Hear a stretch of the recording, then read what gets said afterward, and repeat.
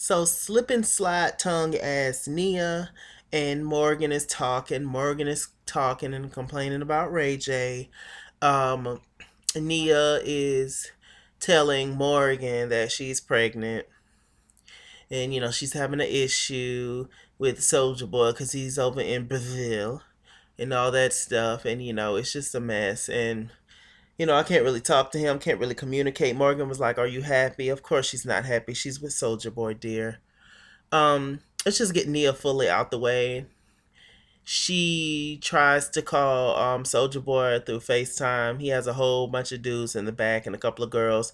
She was just like, "Who are these women?" She was just like, "Oh, that's they hoes, that's they bitches." The fact that some women are comfortable and happy with being called hoes and bitches is really touching to me. I don't quite understand it, but hey, it is what it is.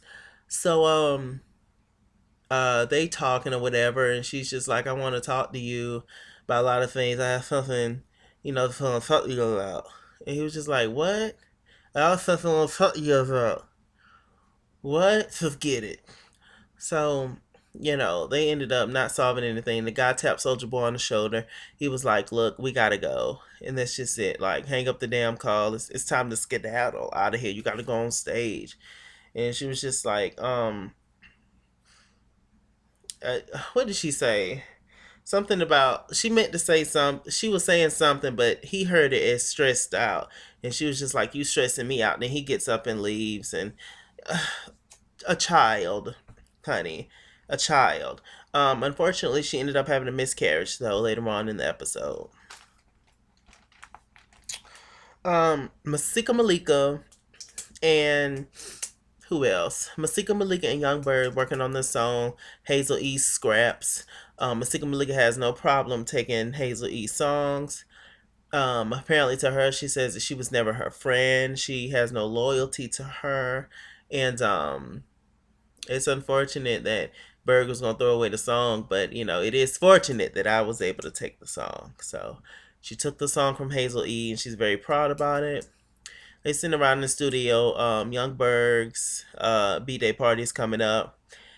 Masika decides to tell Young Berg some more dirt on Hazel E, and so they both collectively decide to torture Hazel E some more. And basically it was like, at this party we're gonna play it up or whatever, like we're a couple and yada yada. So we actually get to the party, and it's like an all white party. Everybody actually looks really really cute. I actually like Masika's dress, and they talking, and she was like, "You know what? I know that this is my man's b day, but you know what?" Young Bird was like, "Oh baby, I love you." Just like, "Let me tell." Oh child. And so she plays the song, and Hazel was like, "I cannot, can you believe this bitch? Like, you supposed to be my friend. You supposed to be holding me down. And now you gonna give this bitch my song? Oh hell no. I'm finna let everybody know this is my song." So Hazel E just starts rapping to the crowd, to the music, and everybody looking over it. Masika was like, "I hear something. What is that?" Just it's Hazel Crazy E. Poor thing. Speaking of Hazel E, I found out, like, I was watching some of her interviews with Yezi Ortiz and with like the radio station with Ebru and all them and Rosenberg, and she was actually like has a part in like the Moondocks, like creating it and everything. And she's actually a smart woman. She's when she was what was she?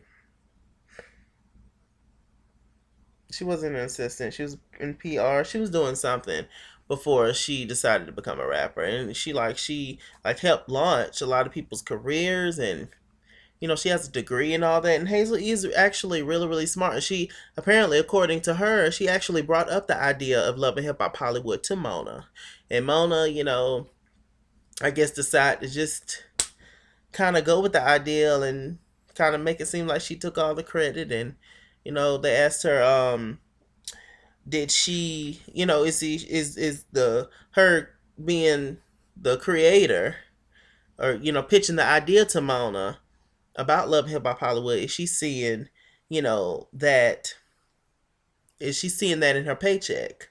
And she was like, no, I kind of had to cut a payback. And Mona told me to cut my hair, make my hair blonde, and all kinds of shit. Mona is pimping the girls, and they let her. Child, I guess it's just quite tragic. I lost my train of thought. Anyway, all of a sudden, Tiara Marie was there. She looked gorgeous. She was spanked up, and I loved her lipstick. And she comes up. She was like, "Look, Hazel E pretty much, ruined my damn conversation last time we was all talking. So I'm gonna come up to her." And it was just weird. Young Bird being disrespectful as usual to Hazel. You ain't shit. Hazel, I thought we were friends. The friendship went out the door with your purse. Masika Malika kind of just making fun of her, going, I would have punched Masika Malika in the face, honestly. Like, just swell those lips up just a little bit more. It, I feel bad for Hazel. I really genuinely do. Even though all the signs was there, and it's just like, girl, you're playing yourself from the very beginning. I still don't like somebody. I still don't like to see somebody being obviously mistreated. And they mistreat the shit out of Hazel E, the creator, apparently, of Love and Hip Hop Hollywood, or who pitched the idea at least. I feel like I got to sneeze. Crap.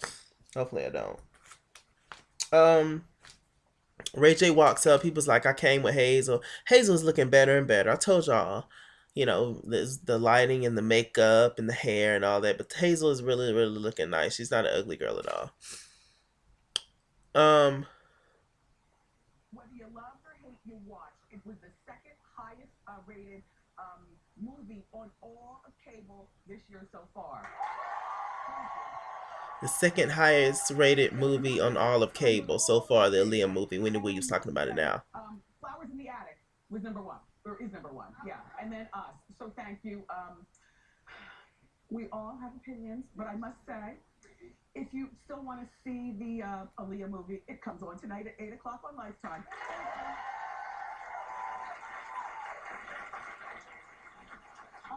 And by the way, you, Alexandra Shipp, did a terrific job as Aaliyah. Lies. When they need to stop. Anyway, if y'all haven't checked out my Aaliyah biopic review, check it out. Just it's like my most recent video. No, I did the Real Housewives of Atlanta, and I did that. So yeah, it's two videos before this one, and yeah, I might just put the link in the bottom bar below. How about that? Just the girls can just click on it and watch it on their own time. Let me get back to these mother. I don't like to use that word. Ray J walks up to Hazel. Then Sincere comes out of nowhere. And Tiara was like, where does this fat fuck comes from? Waiting to exhale. Remember that scene? Like, where the hell he comes from? Like, come up always in shit. And it was like, why y'all turning up? But it ain't about this event. And Sincere, sit your ass down. Like, for real, some people just want to be all up in the mix all the time. What do you do? But they probably said what he does, but who gives a damn? Like, sit, lay, stretch out on the mattress, boots, casket shop. Put him down. Take him down. I don't like him. I want to like him, but he gets on my nerves. Ray J decides to pull Tiara Marie to the side and was like, look, I know I was mean to you or whatever. And, I just want to apologize. And Tiara Marie was like, it's cool, Miss Peach. It's cool. You better come on down here and get this Rottweiler. It's cool. And Tiara was like, look, I really didn't have an issue with you.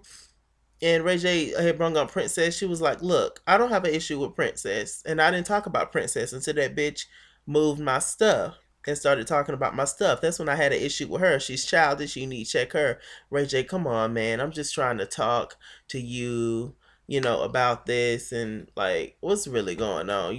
Don't do that to me for real. Like, come on now. Don't do that. Tiara was like, look, I'm cool. I got you over my system. Ray J, I know you ain't got me out of your system, though. I know you ain't, ma. I know you ain't got you out of my system. But Tiara said that look, I know you're not happy. I got inside sources and I know your ass ain't happy. Ray J on the confessional, who the fuck told you? I know it was that damn Morgan. She's messy as hell, and that's just what it is. Ooh, I can't stand her. Motormouth Morgan. Ray J puts on for the vine. Ray J is showing his ass on this show. Like he does, he's so animated and dramatic. Whatever, child. It's Ray J. He's a 30 something year old man, but he's still 15. It's sad. So Tiara, and them just decide to whatever part ways, and Ray J decides that he's gonna talk to Morgan. Berg is giving Masika Malika a massage, and he was just, telling her, he was saying in his confessionals, that he knew that he was gonna leave with a girl from the white party, but he didn't know that it was gonna be Masika Malika. Why would anybody be bothered with Berg? Like, I still don't see it. And, he was just like, he falling in love and willing to change all my ways for you and shit. Masika was like, look, I don't want to be in that Pentagon. I know what you about and shit. He was just like, I'm willing to change and all that. And I'll do this and that for you. And so Masika was like, maybe we should give this a try. I'm sure she regret that shit now. So apparently, allegedly, homegirl got the business, so to speak, with Miss Berg. 1, 2, 3, 4, knock one. 1, 2, 3, 4, knock out. Apparently, the girl got the Layla Ali edition. Tragic. April and her mom are talking. Apparently, her mama didn't raise her, as y'all found out from last episode if y'all watched. And her mom is Asian, Taiwanese, if you will. She didn't raise her, and her grandparents did. And she was just wondering why she's so distant and like, what's the issue with you? Tell me the real tea on my daddy. Like, the mama just didn't want to talk about nothing. She was like, you don't understand. I had to make certain sacrifices. And April claimed that she never hugged her, never hugged any of them growing up. And why are you so distant and this and that? It was sad. It was like, oh, I felt bad. She actually kind of looks like her mama, you know. So, yeah. A nice dramatic scene, I guess, from out all this ratchetness. Um, Tiara and Sonya meet, and Sonya is Ray J's mama, also Brandy's mama, and they sit down and have a talk, and they have a moment, and apparently Sonya's always been cool with Tiara. Sonya was like, "Look, I raised Ray J to respect women and all that, and he loves his mama, so I know that what you telling me is crazy, but I don't necessarily doubt you. I do believe what you're saying about him or whatever, for somewhat. Mamas will take up for their sons to the end. You hear me? They can sit there and watch their sons kill 4 people and tell the police officers they don't know who shot them. Ain't that some shit? They will. I will say that. Mama's boys and daddy's girls. Yes, God. Tiara was like, yeah, I was just, real upset. And Sonya was like, look, just don't put your hands on them. You can have your feelings or whatever, but just don't put your hands on them. And if it's meant to be, it will be, my dear. Like, there's no need to force anything. Like, it is what it is. And she was just like, yeah, they had a real good sister girl come to Jesus, come with oneself moment. So good for them. I believe that I have talked about everything. For the most part, this episode is pretty boring. Oh no, I forgot about damn Morgan face. So Morgan, no, Ray J decides to invite Morgan to sit down and talk. She was just like, even though Ray J and I have had our problems, he's still my friend. I'll be there for him. But she don't really know what he wanted to talk about yet, so that's why she's all, rushing to his side. So Ray J starts, and Ray J was like, I know that you've been talking to that Tiara. And Morgan was like, what? He was like, yeah, I heard that you, said some stuff to Tiara and all that. And Morgan was like, yeah, okay. And it instantly goes downhill. They start, attacking each other. Ray J was like, you alone. You always going to be alone. You ain't shit, bitch. You ain't even got a car. Morgan was like, "You have no real friends. You's a punk ass bitch." He is, and you don't know how to treat people. You're an asshole. You're spoiled. All true. Tell Princess to stop texting Floyd when your ass is in jail. Ooh, tell Princess to stop telling me shit that you done said about me. Ooh, tell Princess that I said that she was right. That sex tape between you and Kim Kardashian was the worst sex tape of all time. Ooh, that hurt him to the core. To the core. Yes, it did. They pretty much drive off. Ray J was like, "That's why I'm in damn therapy." And that's just what it is, and taking it. You ain't shit, bitch, and this and that. Ray J is just an embarrassment, child. Mm-mm. And it looks like Brandy is gonna be on the next episode. Brandy, get off the show. Stop trying to help your brother. I know you love your family and everything, and we love the family of it all, but there's only so much you can do, especially when somebody is grown, and he's grown as hell. He's like 32 or something like that.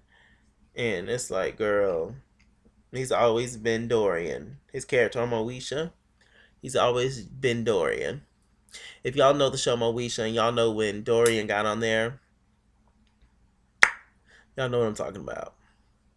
Just rebellious as hell and childish and just everything. With that said, I'm Mr. Chalake.